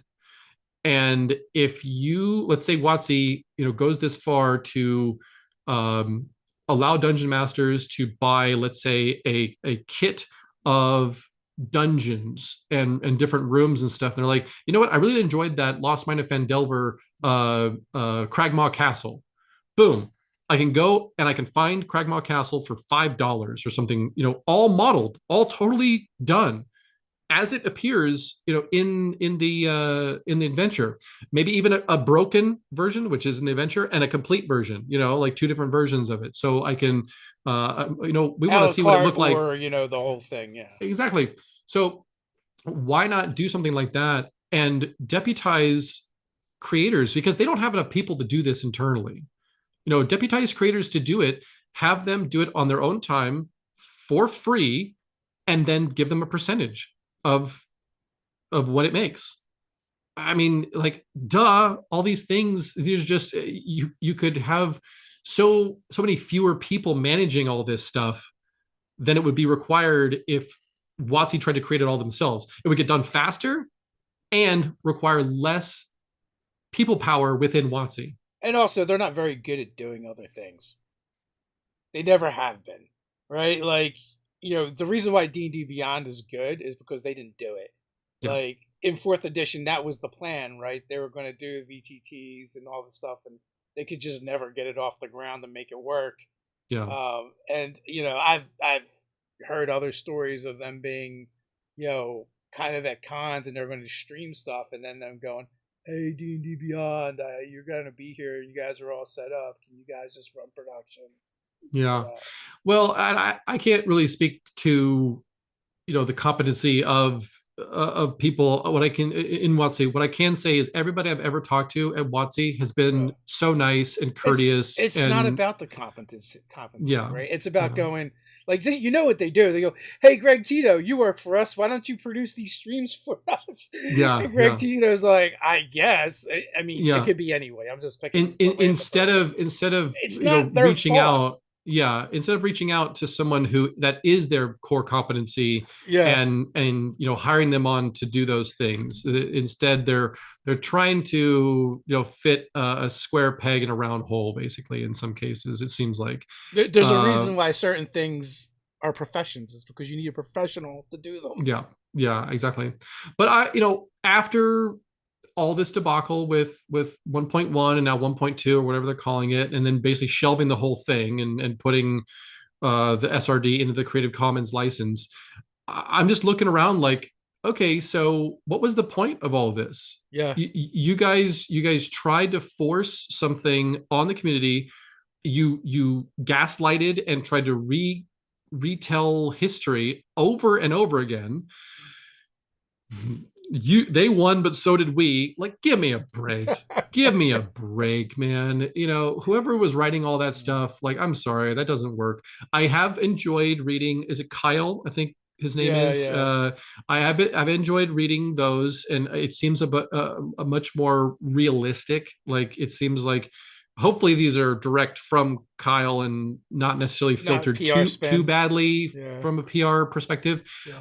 But there was a lot of deception. It seemed like there was a lot of things where, and either that was, I don't want to say incompetence, it's either that was Never underestimate the power of incompetence. either it was non-malicious incompetence with what they were putting out there by saying stuff like, certain words were very specifically, like, technically we can't, take it away from you, but it doesn't say explicitly in the contract. That kind of stuff. Hopefully, it was more of a, they were honestly trying to do the right thing, but weren't communicating that correctly with the statements that came out after. I think it was once Kyle took over.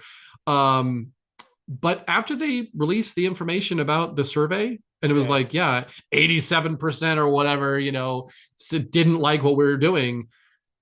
Why didn't you do that survey months ago? What is going on? There's a Dresden Files quote, and it's something like,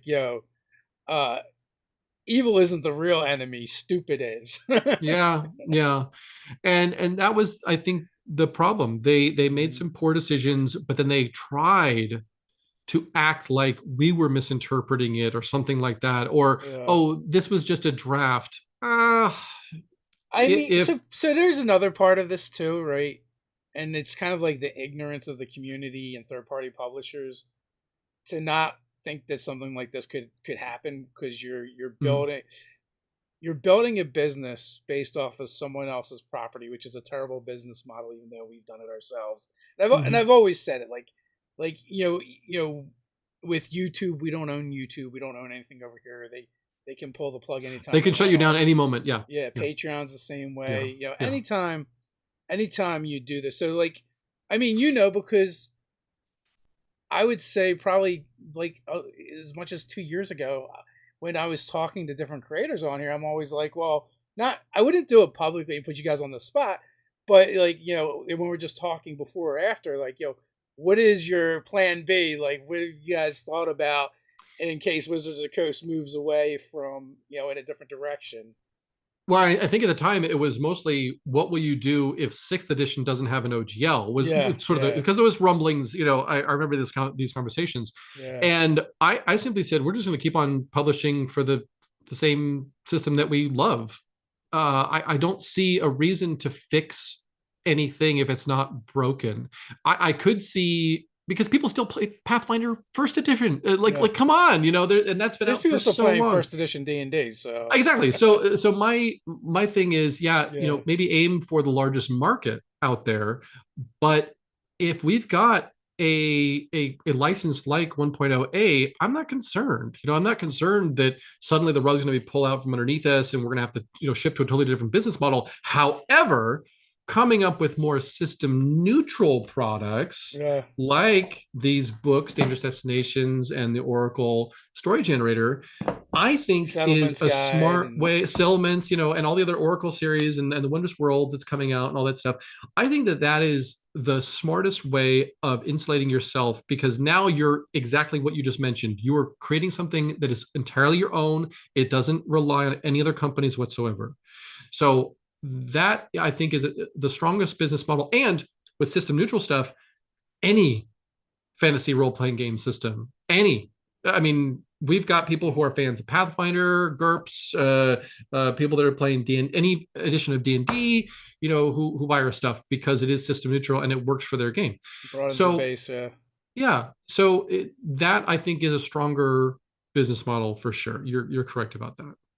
yeah. We had a plan at the end of 2019 that didn't work out, and now we've been working on our own game. But even that came about by accident, to be honest with Mm-hmm. you. But It's it's it it's strange times, but yes, I kept saying on Twitter and stuff like that good always wins against evil eventually. Give it enough time and good will win. Now, I did not expect WotC to back off and even give as many concessions as they did with this whole situation with OGL me 1.0A and neither. 1.1 and stuff. I was very surprised to see when that happened. I was actually on with Mike at Sly Flourish when we were in a meeting and he pulled something up. He was like, "Oh my god, look at this!" And we all were like, "Oh my god, crazy!" The fact that they backed off that much and said, "Okay, fine, we're giving up on this pursuit of deauthorizing 1.0a, and this is what we're doing, putting it in the Creative Commons, all that stuff." And but still, you're like, well, but again, damage done. I don't know how many people are going to players are going to stick with D&D because of the stigma around WotC now. I think that with the advent of social media, we have seen a lot of companies and people get canceled for bad behavior. And this was an example of everyone being able to see the bad behavior in real time Yeah, and the gaslighting. That's probably the worst offense of all of it. Because if they had simply said, hey, yeah, this was our plan, and we didn't realize the community would react this strongly.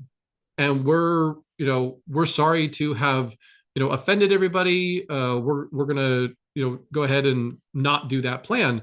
But don't tell us that this was all part of the plan. yeah, yeah. Like, don't tell us that. It We just wasn't. wanted to keep out the Nazis. That's all. But Yeah. what's all this other stuff? It's like, hey guys, the community will self-police. Yeah, Don't worry about that. The yeah, content, you're already insulated from the bad content because we are publishing as third-party creators. Like, you're if no one's WotC's confusing concerned, the brands. no one's confusing the brands. Yeah, No one is picking up a Nord Games book and saying, "Oh, this was published by WotC."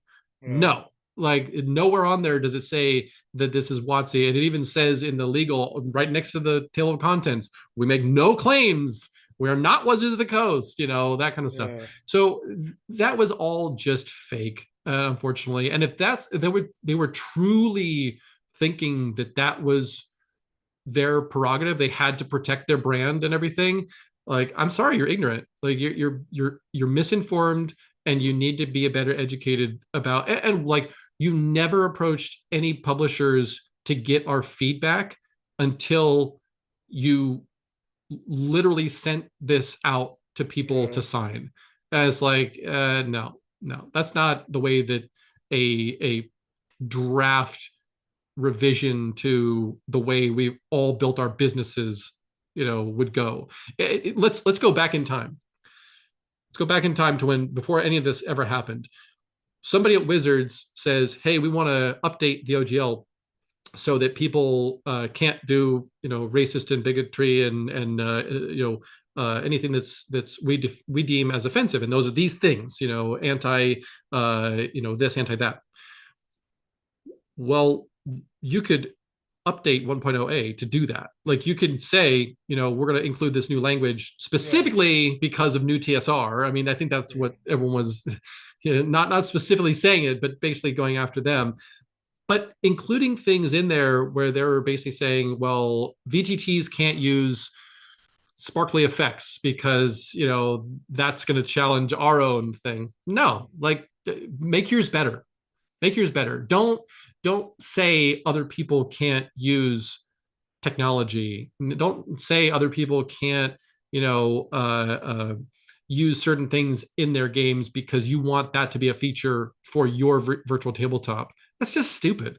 It's just dumb. And so let's go back in time and just say, hey, we want to revise this stuff to include you can't make what are they called, the non-fungible token and NFTs. You can't make NFTs. Don't include racist stuff. Don't include this harmful information or this harmful content. And um and anybody who wants to partner up with us, submit your project to our third party liaison through this form, and we'll take a look at it. And if we like what we see, we will contact you and arrange some sort of joint marketing program that would benefit you, and we'll collect a commission. That's all they had to do. Literally all they had to do. Minimum overhead, maximum goodwill to the community, and this all could have been avoided. But now my question is, how badly impacted will our fifth edition products be moving forward because of this negative behavior by WotC? I don't know. Yet to be seen.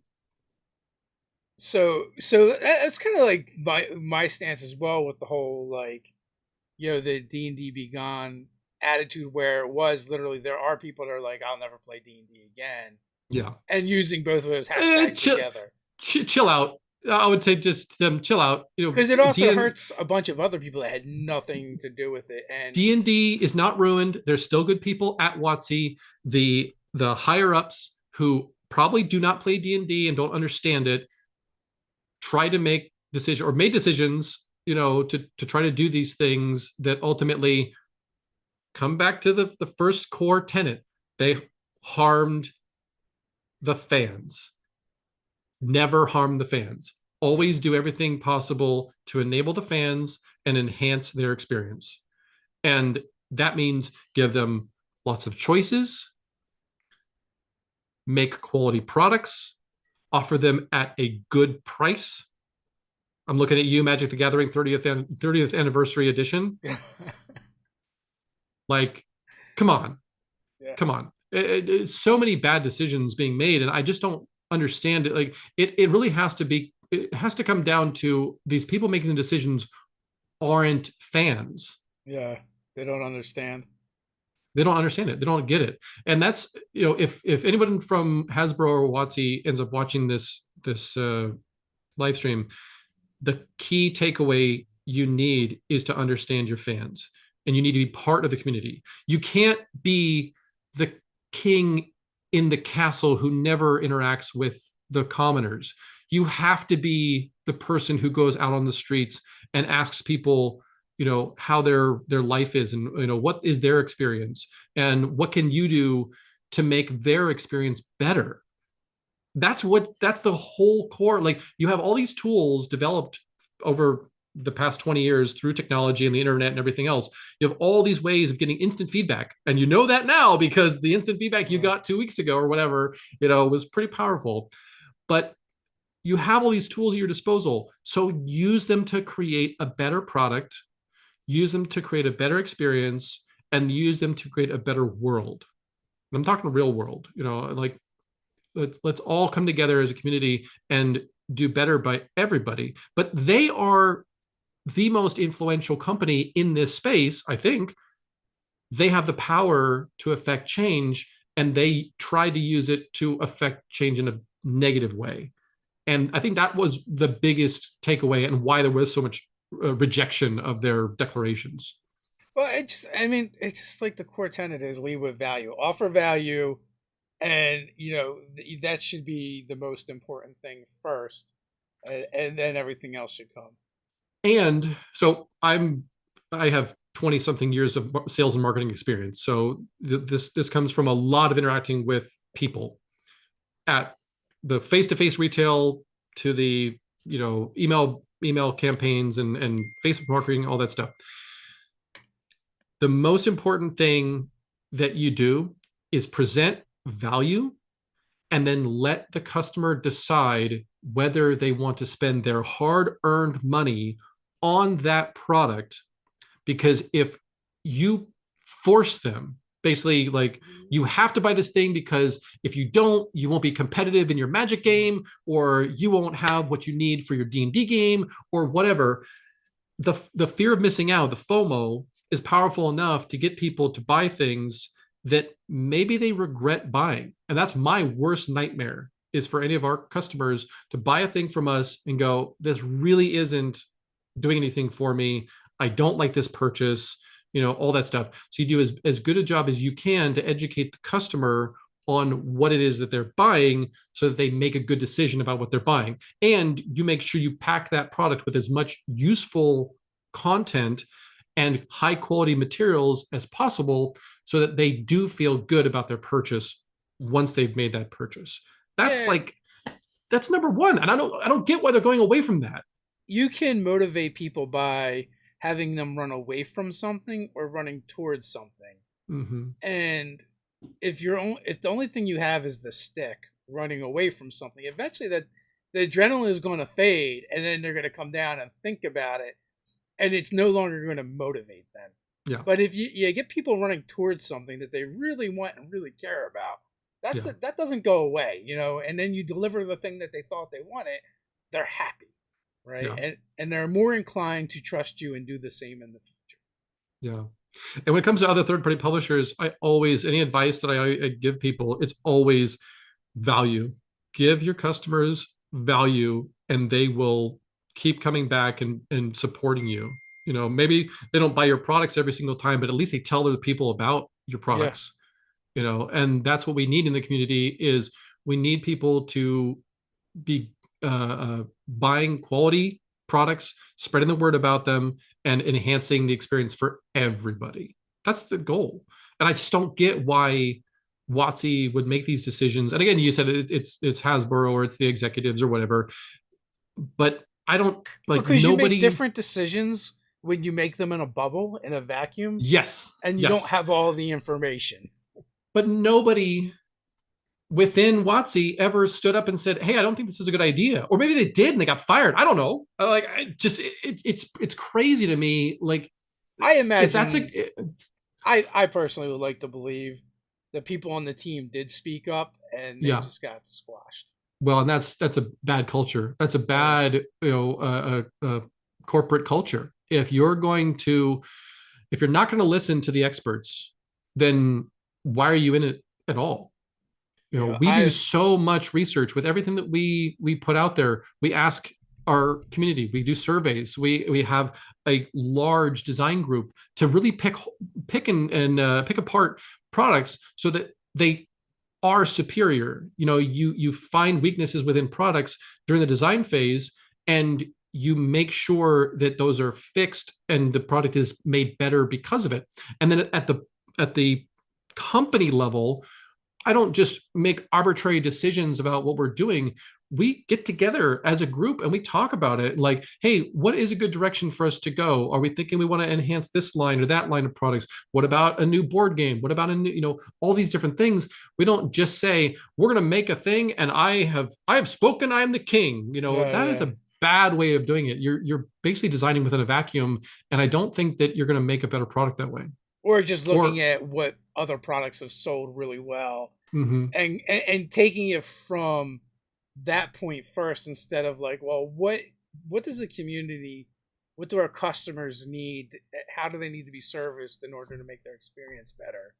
I think maybe it boils down to respect, and maybe WotC simply does not have enough respect for the community at large, the third parties, the players, the content creators like YouTubers and stuff. Maybe they simply don't have enough respect, or they don't have anybody who is on staff to manage that and show that respect.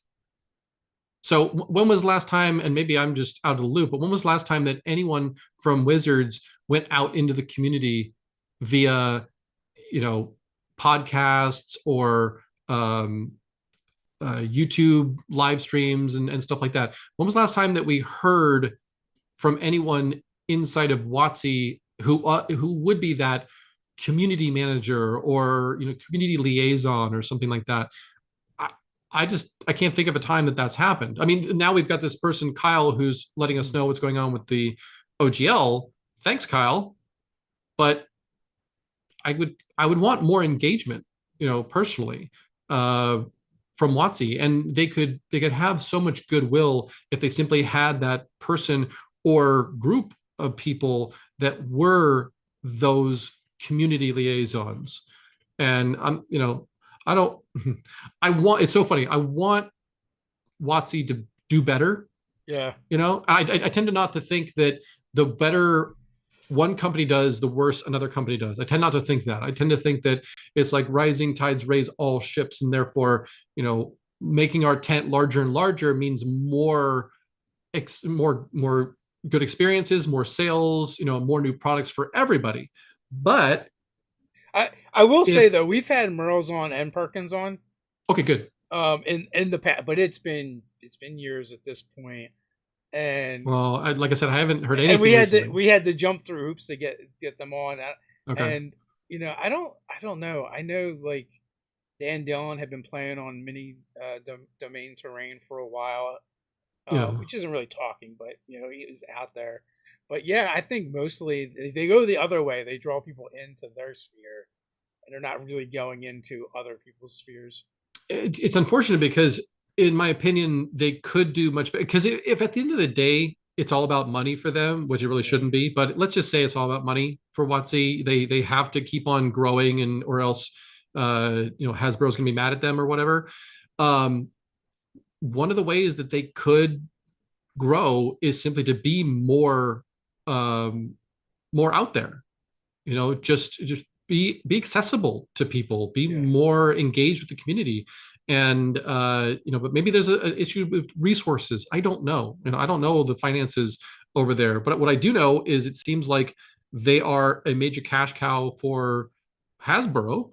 And Yeah. Hasbro is not doing so good right now for The various thing that was reasons. really odd to me, and I know some people don't like this because it was good for them, but like, the Essence 20 games that came out, like, why didn't they just expand Wizards of the Coast and do it in house, right? Like, They are like they licensed out the GI Joe, Transformers, Power Yeah, Rangers. yeah. They could have just expanded their, and obviously it costs more to do that, but like they would have had the ability to reach out and really reach into those IPs and their fan bases and possibly bring them into RPGs more so than a third party company licensing that brand and accessing them, because I feel like pretty much they never reach into the fan bases. All they do is grab people that are already playing RPGs that are fans of the thing. Mm. I never feel like they really get deep penetration into those fan bases. I don't know. And there may be a spreadsheet somewhere that shows all this data, and that's why they made the decision based on that, and that's totally valid. Sometimes you just have to look at the numbers and figure what's got the best opportunity for profitability. Yeah, And I know it's sort of a horrible corporate attitude to have, but the reality is if a company does not make a profit, that company dies. And there's only so long you can go without being a profitable company. And especially if you got shareholders to answer to. yep, So everyone who's going like, oh, what's the Hasbro, blah, blah, blah, blah. It's like you're angry at a corporation that are beholden to their shareholders. They're motivated by money. And sometimes they make decisions that in retrospect were really bad, but before they made the decision, they looked at the numbers, and the numbers were telling them, or the statistics, or whatever, yeah, yeah, whatever data they collected, they were that was saying, we need to take 25% away from all the just all the third party publishers. We need to kill the baby in the manger. We need to get it before they can turn into another Paizo. And even though Paizo's not eating Watsy's lunch. Well, they might be now with Watsy making such poor decisions. And prior to this, it wasn't even close. I know, Like, I know, everyone that I talked to that runs a VTT was like, it's D&D, then it's Pathfinder, then it's Starfinder. But that gap between D&D and Pathfinder is so huge, you could fill it with every single other RPG, and it doesn't even come close. yeah, yeah.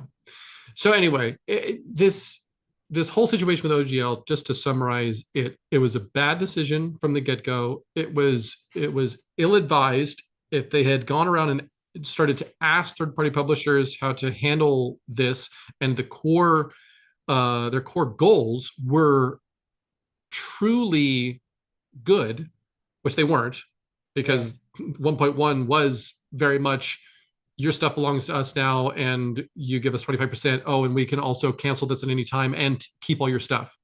Like, that's how that contract read. yeah. Don't tell me it didn't. Many lawyers looked at that thing and said, yeah, this is You ever see the movie the Adam Sandler movie Big Daddy, yes, when he's playing cards yeah, and they're like, yeah, I win, I win. Yeah, I what's the win, name of this game? I win. I win. Yeah, That was their yeah, attorney, that kid. yeah, yeah, and entirely. And I just think that the if Watsy keeps these people in place that were making these decisions, that's a mistake. Yeah. That's a huge mistake. And I know people, we got to put food on the table and everything, but if you were the person in charge of all that and you thought that contract was the way of moving forward, I don't think you're qualified to make contracts. Yeah, yeah. And You need someone else at the table. I'm not a lawyer, Yeah. but even my rudimentary understanding of legalese and stuff like that contract was awful, and it basically no one would have signed it, unless they were under duress, sign this or else. Yeah. And I think that they may have been banking on that. They may have been thinking, well, there's an awful lot of publishers who are just sweaty nerds, and they're not going to say anything to us. They're going to be happy to be working with us by signing an actual contract. They're an official, this and that. And their latest thing with the badges and all that stuff, that I'm like, that's interesting. But what you should have done from the get-go was welcome a certain number of publishers who are making good content and doing all the right things. And those publishers, you give them some sort of official seal of approval or whatever, if in fact you want to enhance them or put them in the spotlight. After all this debacle, giving us that badge, I don't know if anyone's going to want that. It's going to be a scarlet letter I instead. mean, is it? That's the thing is, will you mentioned earlier, will the majority of D&D players even know any of this happened? Yeah. I don't know. I have no idea how many people are currently playing 5th edition D&D. A lot, but I have no idea, the actual number. How many of those people actually saw any of this stuff? Well, it made the mainstream media, so maybe, Yeah. maybe a lot of people. But I think the broader point is that they tried to do a thing. It wasn't going to be good for the community. The community reacted and they backed off that thing.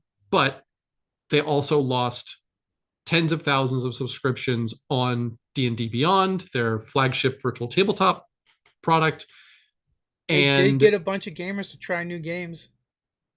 But that's not their prerogative. I know. Their prerogative, yeah. I mean, you can see that as a good thing for third-party publishers, but Yeah. their prerogative was to corner the market and push Yeah. everybody else out, or kneecap us to the point where we couldn't be profitable, so that we could not grow. That they explicitly stated that in the reasoning for revoking D&D 1.0a. They said it was never intended to enable other companies to make money, basically. It was never intended to grow other companies. And that was a direct shot across the bow of Paizo. Yeah. So, okay, cool. So make better products, Watsy.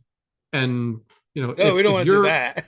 Well, if they had superior products and they came out with a better traps book, or a better destinations, creator book, yeah, the market will go to you instead of the third party who did publish that thing. But until you focus on creating better products, the community will need those third-party publishers to continue putting out content. And WotC needs those third-party publishers to keep their game relevant. Like, I don't get the motivations behind this, but like I said, whoever was in charge of that should not be making those decisions in the future. Yeah, and whether that means firing them or moving them to a different position, I don't know. They need to shake things up a little bit and get someone at the helm that at least understands the community and the game. Yeah, I agree. WotC, I volunteer to be in charge of that. If you're watching, I could, or a liaison at least, I can definitely advise you on what works and what doesn't work when it comes to these decisions. So we are nearly at 2 hours, which is double what we normally do here. I appreciate you hanging out with me. I may actually just cut this in half and make an OGL one as is, but put up the OGL part as a separate thing. Yeah. But thanks for coming on, Chris. I always like chatting with you, and thanks everyone for hanging out with us. Until next time. Well, before we go, final words, and also links are in the description. Yeah, of course, links in the description. Check out the Oracle character generator while it's still live on Kickstarter. There are 3 weeks left as of yesterday, so check it out before it's too late. Please share a link with your friends. If you want any other information on our products, feel free to go to our website, link in the description, I'm sure. And yeah, I can't wait to see people at conventions. We're going back to conventions, and it'll be, I think we're finally coming out of all of this, and we're looking at clearer skies ahead. It's been tough for the past few years for everybody. I acknowledge that. But for those of us who like to get together in person and game and see fans and stuff like that, I'm looking forward to finally being done with all that and going back to normal life. So, but yeah, thanks everybody for your support through all the good times and the bad. Absolutely. And with that, until next time, stay nerdy.